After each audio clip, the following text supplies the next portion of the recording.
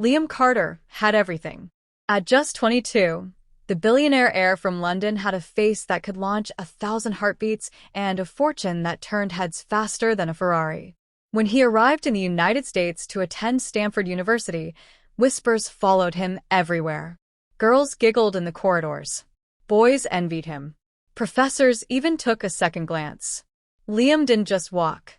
He owned the ground he stepped on. He had come to California not just for education but for escape from media, pressure, and the weight of being a Carter. But what he didn't expect was the kind of attention that would come his way the moment he stepped into the elite film studies program. Every girl wanted him. Literally every girl. Day after day, he received anonymous love notes, flirtatious texts, and handmade chocolates. He even once found a velvet box on his car's windshield with a diamond bracelet and a note saying, "Wear this and think of me tonight." Liam wasn't the type to shy away. He indulged. Every week, a new girl, a new luxury hotel, penthouse suites, room service champagne, camelot bathtubs, and, of course, intimate nights followed by selfies and anonymous social media posts with captions like, "Another lucky night with the British prince," though he never revealed their names, keeping their secrets and his mystery intact. He played the game better than anyone else, until she came along. Her name was Madeline Grace, a transfer student from Seattle. Not flashy, not obsessed. She didn't follow him around. She didn't send him flowers. She didn't even look his way during lectures.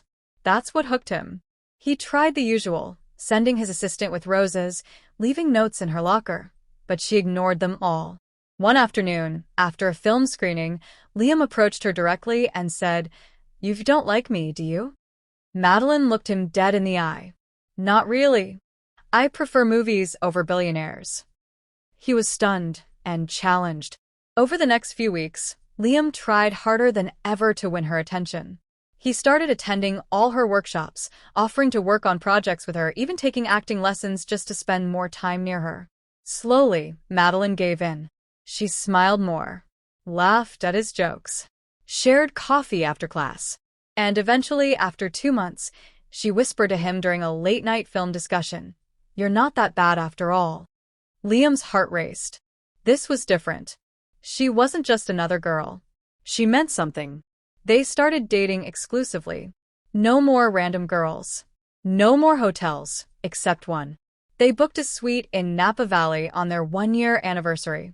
They stayed for 3 nights, living like a married couple, sharing kisses under the stars, taking long bubble baths, making love gently, slowly, as if they had all the time in the world.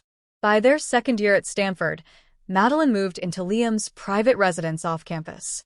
They shared everything: food, laundry, dreams. Liam changed.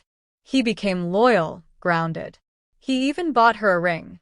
Not for marriage yet, but a promise that she would be the last girl he'd ever kiss. And then came the 3rd year. One cold February morning, Liam woke up to find Madeline gone. Her clothes, her books, her presents, gone. On the pillow, there was a single note. "Thank you for the experience, my love. But I never really loved you. I just wanted to know what it felt like to break a heart that never broke before." Liam couldn't believe it. He searched the city, called every contact, hired private investigators. She had vanished like a ghost, cutting off all ties. It turned out she was not Madeline Grace. That was a fake name.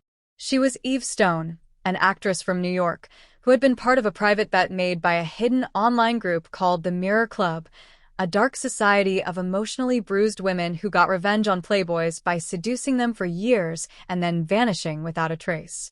Liam had become their biggest trophy. Heartbroken and humiliated, he withdrew from Stanford, stopped responding to messages, and left the country. No more hotel nights. No more kisses. No more social media. But one thing stayed. Her ring. He still wore it. Not for her, but to remember how even the richest man in the world can fall for a lie. New York City.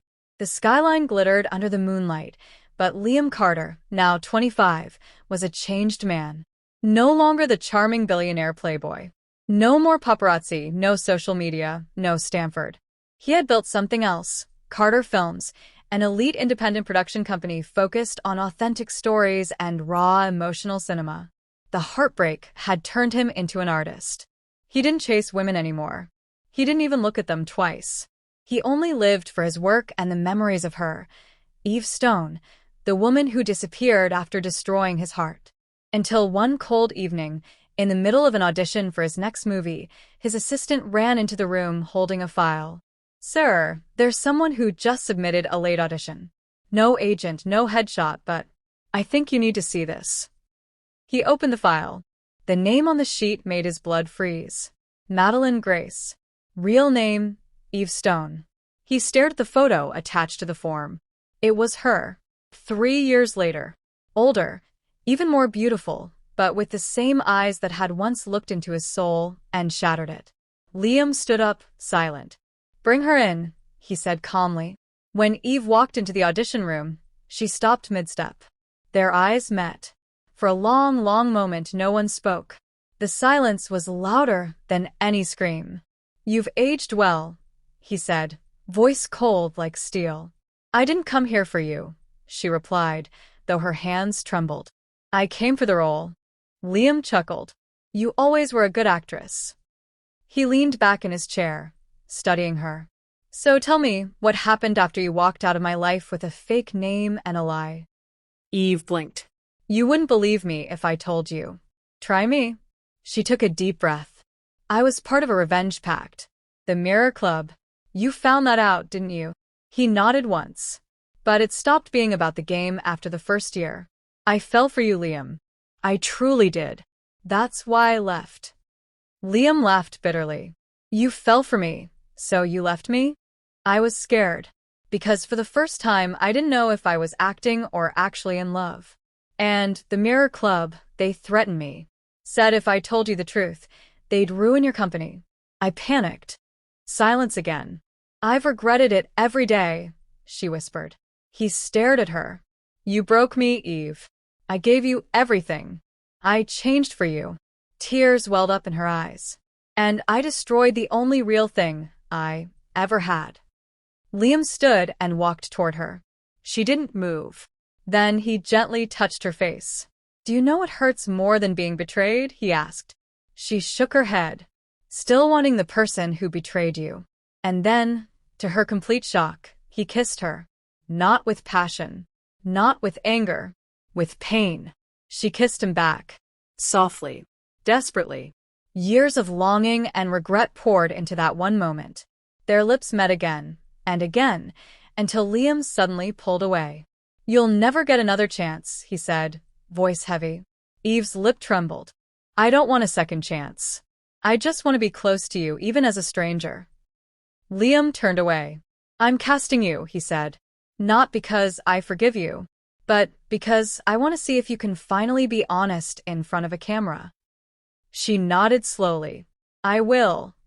As she walked away, Liam whispered to himself, "Let's see if the truth looks beautiful on film."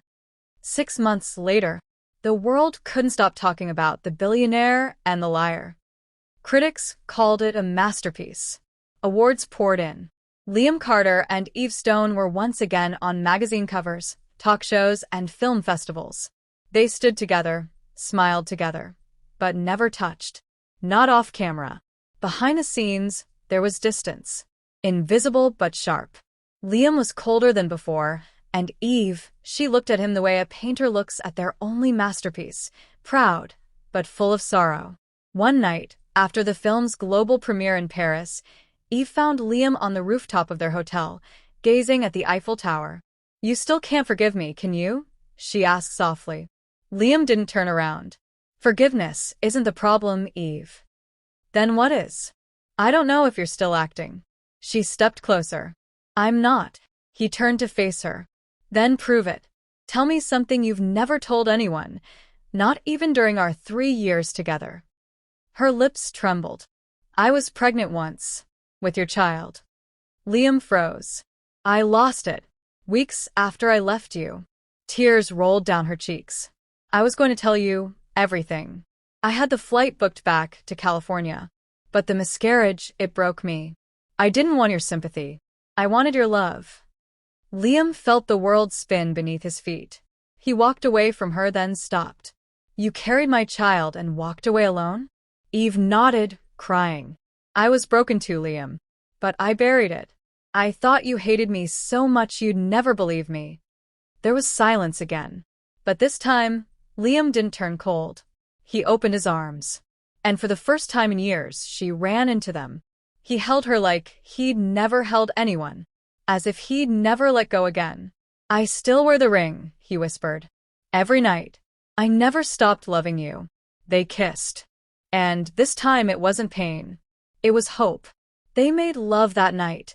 Not in a hotel, not in a penthouse, but on the floor of his Paris apartment, surrounded by half-packed boxes, scripts, and wine bottles. Raw. Real. Redeemed. 1 year later, Eve sat backstage at the Academy Awards. Her hands trembled as the envelope opened. And the Oscar for Best Actress goes to. The presenters smiled. Eve Stone, for The Billionaire and the Liar. She stepped up, holding back tears. But before she spoke, she looked down at the front row. Liam stood there, smiling, eyes glassy, heart open. She took a deep breath. I once played a character who lied her way into a billionaire's heart. What I never expected was that the truth would be what finally set both of us free. Liam, this one's for you. As the audience stood in applause, he mouthed one word. Forever. 1 year later, Liam Carter and Eve Stone were living what the world called a dream. A secret wedding in Tuscany. A mansion in Malibu. Eve was pregnant again, this time healthy, glowing, and adored. Liam had retired from acting. He focused on producing honest films through Carter Studios. And Eve? She had become Hollywood's most beloved star. But happiness, as they soon learned, is never immune to the ghosts of the past. It started with a letter. Handwritten. No return address. No name. Just a single sentence. She was never the only one watching you. Liam read it twice, then burned it. But the next day, a second letter came, this time with a photo. Liam kissing Eve, time-stamped 4 years ago, taken inside their first hotel room. From a hidden angle. Who had been watching them? And why now? That evening, as Liam tucked Eve into bed, he kept his fear hidden. She was 7 months pregnant. He couldn't shake her peace. But when he stepped outside to his office and opened the hidden drawer, he found it missing. The Mirror Club file. Every page. Gone. Someone had broken into their home. The past wasn't just haunting him, it had walked right in. 2 weeks later, a woman showed up at his studio. Black dress. High heels. Scarlet lipstick. Mr. Carter, she said, you don't remember me, do you? No, Liam replied, tense. She smiled cruelly. I was part of the Mirror Club too. But unlike Eve, I didn't fall in love. I stayed loyal. And now I want my reward. Liam stepped back. What do you want? She leaned in. You. Your money. Or your secrets go public. Including the ones Eve never knew. Liam's jaw clenched. I don't negotiate with liars. You did once, she whispered. She walked away, leaving behind a flash drive. Later that night, Liam opened it. Inside were dozens of files, videos, voice notes, even contracts, proof that the Mirror Club was far bigger than he'd ever known. It involved producers, politicians, CEOs. And Eve's name was on the original recruitment list, long before she claimed to accidentally join. His hands trembled. Could everything have still been a lie? That night, Eve found him in the study, staring at the computer screen. What's wrong? She asked gently. Liam didn't speak. She looked at the screen and froze. Her past was staring back at her. I wanted to tell you everything, she whispered. When? Liam asked, voice low. Before or after our child is born? I left them. I ran from it all. But I was recruited. I didn't choose it, not at first. Liam turned to her slowly. You promised me there were no more lies. Tears spilled from her eyes. And there haven't been. Not since the day I came back to you. Silence. Do you still love me? She asked. He stared at her for a long moment, then whispered, yes. But love doesn't erase danger. The final twist. The next morning, Eve was gone. Her phone left behind. No sign of a struggle. No goodbye letter. Just a blood-red envelope on the pillow, with a note that read, "To protect you, I had to go. Don't follow me. I'll come back when it's over." E. And Liam Carter stood alone once again. But this time, he wasn't the broken man from before. He opened his safe, took out a weapon, and made one phone call. "Activate Project Ember," he said. "She's gone underground. I want every trace of the Mirror Club erased from this earth." Because this time, Liam Carter wasn't going to lose her again. Liam Carter followed the trail across 3 countries, Berlin, Morocco, and finally, an abandoned chateau outside Prague. The Mirror Club had turned into a syndicate, trafficking secrets and souls. He found Eve inside a candlelit room, hands tied, bruised but alive. She looked up, and despite everything, she smiled. "You came," she whispered. Liam cut her free and held her face. "I'll always come." But as they tried to escape, the woman in black appeared, gun in hand. "You think love wins," she snarled. Liam shielded Eve. "Love doesn't win. We do." A single gunshot echoed. The woman collapsed. Eve held the pistol, her hands shaking. "I had to do it," she said. "You saved us," Liam whispered, holding her. 1 year later, their daughter, Hope Carter, played in the garden of their Vermont estate. Liam and Eve watched from the porch, hands intertwined. The past was behind them, dead and buried. "I never stopped loving you," Eve said. "And I never will," Liam replied, kissing her softly. As the sun set over the hills, 2 broken souls, once bound by lies, now lived in truth. Together, forever.